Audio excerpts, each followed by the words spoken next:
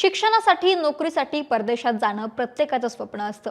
याच स्वप्नांचा पाठलाग करत 21 वर्षांचा अनुज स्टडी व्हिसा मिळवून रशियात गेला।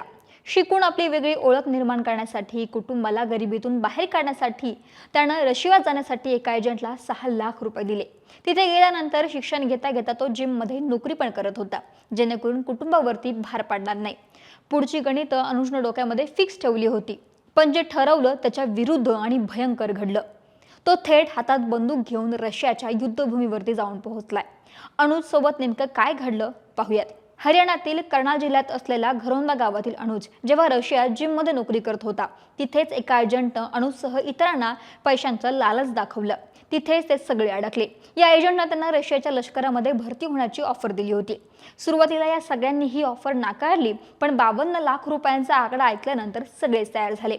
टप्प्याटप्प्याने ही रक्कम तुमच्या खात्यामध्ये येऊन जाईल असं आश्वासन सुद्धा त्या एजंटनं दिलं होतं।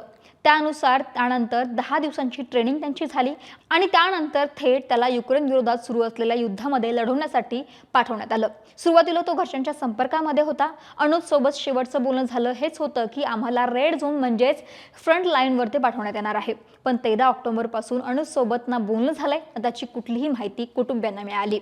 अनेक तरुण भारतामध्ये परत आले, पण अनुजचा काहीच अत्यापत्ता नाही। कुटुंबियांनी पंतप्रधान कार्यालयाशी संपर्क केलाय, आंदोलनं सुरू आहेत, मेल देखील पाठवलेत, पण अजून अनुज तिथेच अडकलाय।